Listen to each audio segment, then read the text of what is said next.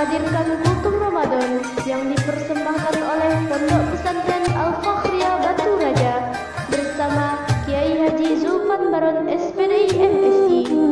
Bismillahirrahmanirrahim. Assalamualaikum warahmatullahi wabarakatuh. Waalaikumsalam warahmatullahi wabarakatuh. Alhamdulillahi rabbil alamin.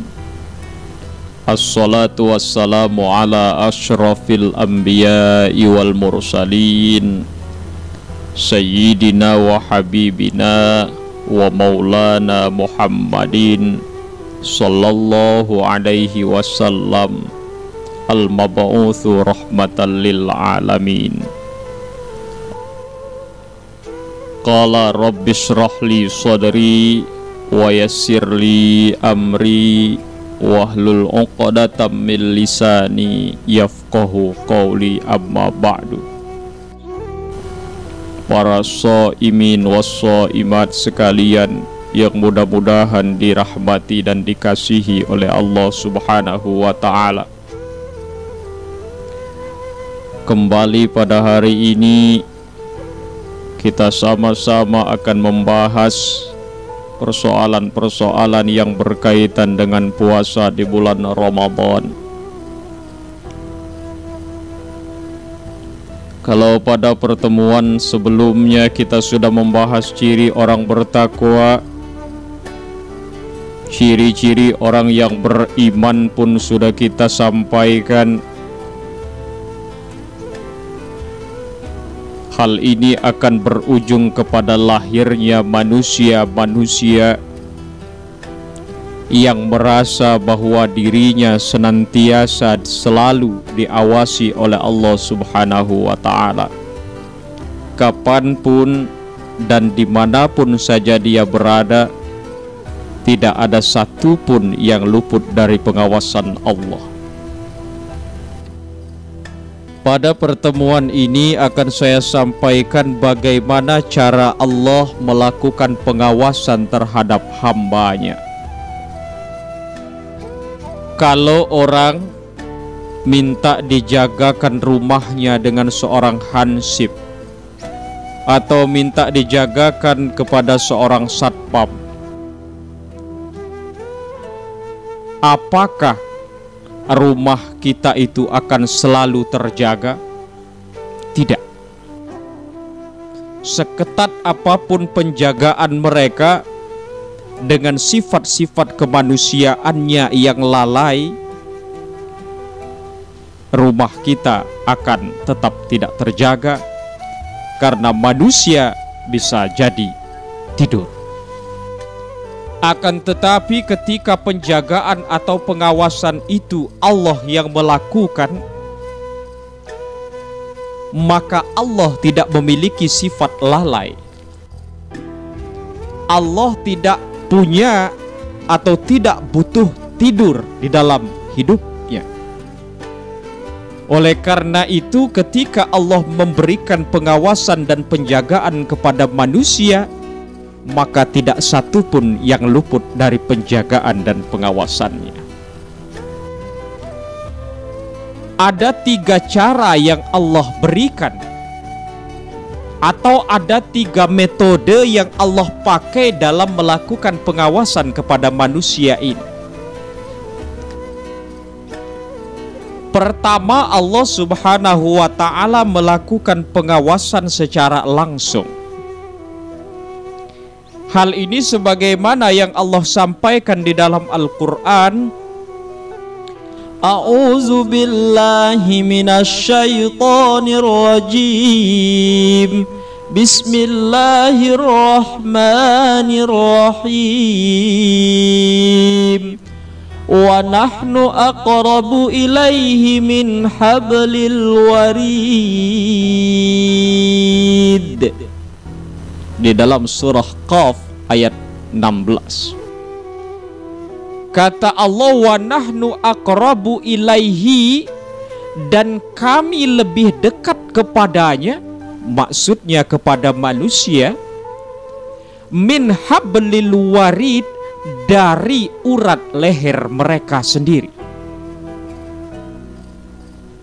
Kalau bahasa kita yang dinamakan dengan dekat itu adalah sesuatu yang nempel kepada diri kita, akan tetapi sesuatu itu tetap berada di luar diri kita. Itu bahasa manusianya yang disebut dengan dekat.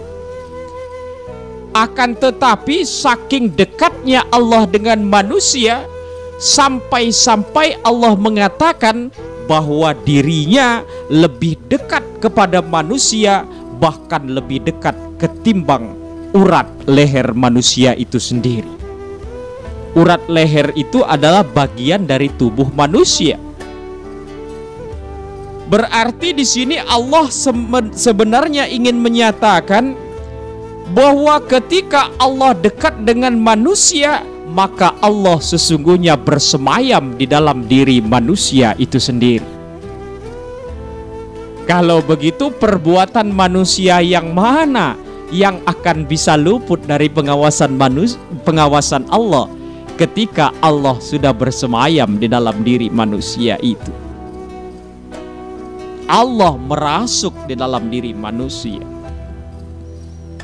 Maka barangkali dalam konteks semacam inilah ketika seorang Al-Hallaj, seorang sufi yang begitu dalam keilmuan dan keimanannya, yang menyebabkan dirinya harus digantung ketika dia mengatakan Anallah, aku adalah Allah. Kenapa Al-Hallaj mengatakan hal semacam ini? Karena bagi Al-Hallaj, Allah sudah penuh bersemayam memenuhi sendi-sendi organ tubuhnya. Maka ketika dia menyebut dirinya, maka sama saja dia menyebut Allah.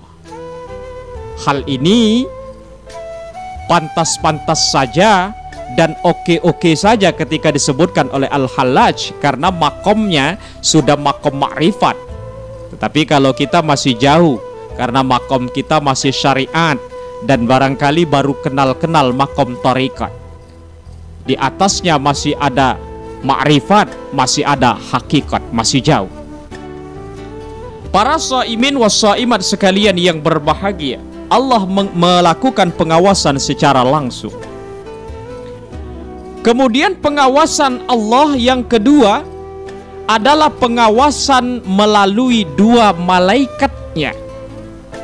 Hal ini nampak dari firman Allah, إِذْ يَتَلَقَّى الْمُتَلَقِّيَانِ عَنِ الْيَمِينِ وَعَنِ الشِّمَالِ قَعِيدٌ.